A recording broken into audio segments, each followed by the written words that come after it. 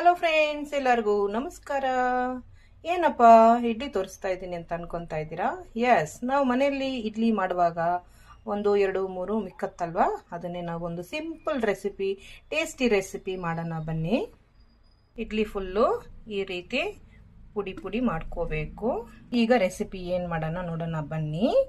ಅದಕ್ಕೆ ಏನೇನು ಬೇಕೋ ಇಂಗ್ರೀಡಿಯೆಂಟ್ಸ್ ತೋರಿಸ್ತೀನಿ.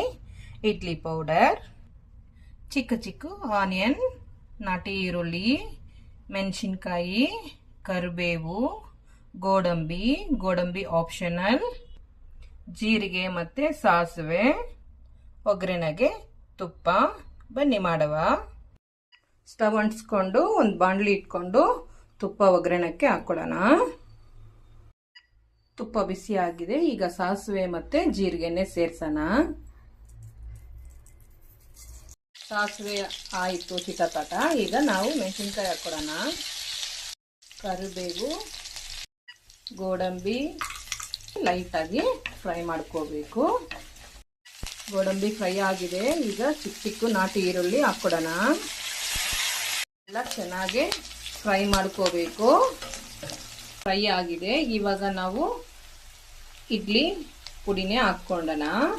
ಇವಾಗ ನಿಮಗೆ ಅರ್ಥ ಆಗಿರುತ್ತಲ್ಲ ನಾನು ಏನು ಮಾಡ್ತಾ ಇದ್ದೀನಿ ಅಂತ.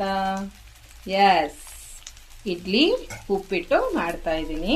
ಇಡ್ಲಿ ಪುಡಿ ಹಾಕಿದ ನಂತರ ಚೆನ್ನಾಗಿ ಮಿಕ್ಸ್ ಮಾಡ್ಕೋಬೇಕು. ಈಗ ಇದಕ್ಕೆ ರುಚಿಗೆ ತಕ್ಕ ಉಪ್ಪನ್ನೇ ಇಲ್ಲೇ ಸೇರಿಸಬೇಕು. ಎಲ್ಲ ಮಿಕ್ಸ್ ಮಾಡಿ, ಈಗ ನಿಮಗೆ ಹುಳಿ ಬೇಕು ಅಂತ ಅಂದರೆ ಈಗ ಅದಕ್ಕೆ ಒಂದು ಲೆಮನ್, ಅರ್ಧ ಲೆಮನ್ ಹಿಂಡ್ಕೋಬೇಕು.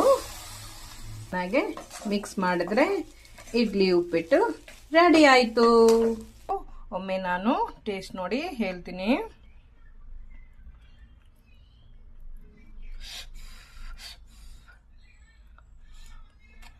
ಅಬ್ಬಬ್ಬಾ, ಬಿಸಿ ಬಿಸಿ.